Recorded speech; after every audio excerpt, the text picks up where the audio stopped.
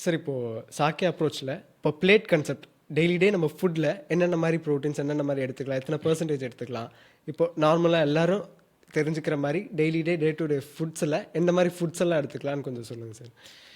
Okay. So vegetables என்ன vegetables ஆனாலும் பிரச்சனை கிடையாது. So 50% of the meal. Okay. நம்ம யூஸ்வலி இப்போ நம்ம இந்தியாவில் வந்து நமக்கு நிறைய வெஜிடபிள்ஸ் ஆப்ஷன்ஸ் இருக்குது. இப்போ தமிழ்நாட்டில் பார்த்தா நிறைய கீரை ஆப்ஷன்ஸே நிறைய இருக்குது. ஸோ அது எல்லாமே எடுத்துக்கலாம், பிரச்சனையே கிடையாது. பட் அது வந்து 50% பிளேட் டு டே 50% அது வந்துடணும். சரிங்களா? அது ரொம்ப குக் பண்ணக்கூடாது. ஒரு மீடியமாக குக் பண்ணி கிடைக்கிற மாதிரி யூஸ் பண்ணிக்கலாம். அல்லாச்சும் சாலட் யூஸ் பண்ணிக்கலாம். ஸோ வெரைட்டியாக சாலட் யூஸ் பண்ணிக்கலாம். தென் இந்த ப்ரோட்டீன் பார்ட்டு பார்த்தா யூஸ்வலாக வந்து நான் வெஜிடேரியன் ப்ரோட்டீனா என்ன நான் வெஜிடேரியன் ப்ரோட்டீன் எடுத்தாலும் பரவாயில்ல. சிக்கன் எடுத்துக்கலாம், ஃபிஷ் எடுத்துக்கலாம், பீஃப் எடுத்துக்கலாம், மட்டன் எடுத்துக்கலாம், எனிதிங் இஸ் ஓகே. போர்க் எடுத்துக்கலாம், எனிதிங் இஸ் ஓகே. பட் அதை குக் பண்ணுற ஸ்டைலு தான் இம்பார்ட்டண்ட்டாக இருக்கும். டீப் ஃப்ரை கண்டிப்பாக பண்ணக்கூடாது. ஷாலோ ஃப்ரை கூட கோகனட் ஆயில் மாதிரி. கோகனட் ஆயில்னு என்ன சொல்கிறேன்னா அது ஹீட் ஸ்டேபிளான ஒரு ஆயில். ஸோ அதனால் அது யூஸ் பண்ணிக்கலாம். இன்னும் நிறைய ஆளுகளை வந்து நவடேஸ் என்னென்னா சன்ஃப்ளவர் ஆயில் யூஸ் பண்ணுறேன். ஸோ சன்ஃப்ளவர் ஆயில்னால் ஒரு சீட் ஆயில், அது வந்து ரொம்ப இன்ஃப்ளமேட்டரியாக இருக்கும். ஒமேகா 6 ரொம்ப அதிகமாக இருக்கும்.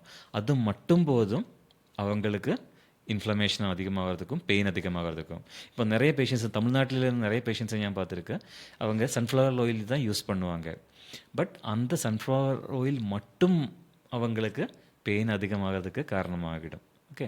இனி அந்த கார்போஹைட்ரேட்டு சைடு பார்த்தா இது 25% பார்த்தா ஐடியலாக மில்லட் யூஸ் பண்ணிக்கலாம். இப்போ வரகு அந்த மாதிரி நிறைய மில்லட்ஸ் இருக்காங்க இல்லையா தமிழ்நாட்டில். இப்போ நிறைய வெரைட்டிஸ் மில்லட்ஸ் இருக்காங்க. அந்த மில்லட்ஸ் யூஸ் பண்ணிக்கலாம். பட் த பெஸ்ட் கீ என்னன்னா ரொட்டேஷனில் யூஸ் பண்ணுங்கள்.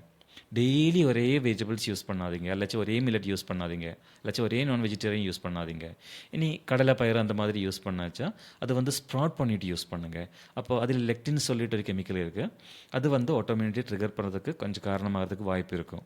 அப்போது அந்த மாதிரி கேஸுகளில் பெஸ்ட்டு அதை ஸ்ப்ரவுட் பண்ணிவிட்டு சாப்பிட்டா அந்த லெக்டினுடைய பெர்சன்டேஜ் வந்து ரொம்ப கம்மியாகிடும். அப்போது அந்த மாதிரி இப்போ நிறைய இந்த க்ரீன் கிராம் அல்லது பச்சை பயிறு இல்லையா, ஸோ அந்த மாதிரி நிறைய கடலை இருக்குது. அது எல்லாம் ஸ்ப்ரவுட் பண்ணிவிட்டு குக் பண்ணிவிட்டு லைட்டாக குக் பண்ணிவிட்டு ரொம்ப குக் பண்ணிவிட்டு பண்ணக்கூடாது. அந்த மாதிரி லைட்டாக குக் பண்ணிவிட்டு கூட சாப்பிடலாம். இந்த மாதிரி ஒரு ஹெல்த்தி பிளேட்டு வந்தாலே அது ஆன்டி இன்ஃப்ளமேட்டரியான ஃபுட் ஆகிடும். ப்ளஸ் அவங்களுக்கு ஏதோ இன்ஃப்ளமேஷனுக்கு காரணமாகிற ஃபுட் இருந்தால் அதை ரிமூவ் பண்ணிக்கணும். யூஸ்வலாக நாங்கள் என்ன சொல்லுவேன்னா ஃபஸ்ட்டு வீட் அண்ட் மில்க் ப்ராடக்ட்ஸை அவாய்ட் பண்ணிக்கோங்க 100%. அதுக்கப்புறம் கம்ப்ளீட்டாக ரிசல்ட் வரலாச்சா then we will further investigate பண்ணிவிட்டு இனி ஸ்பெசிஃபிக்காக வேறு ஏதாவது ஃபுட் அவங்களுக்கு பிரச்சனை இருக்குது அதை பார்த்துட்டு அதே கூட ரிமூவ் பண்ணிக்கினா அவங்களுக்கு பெயின் மேனேஜ் பண்ண முடியும்.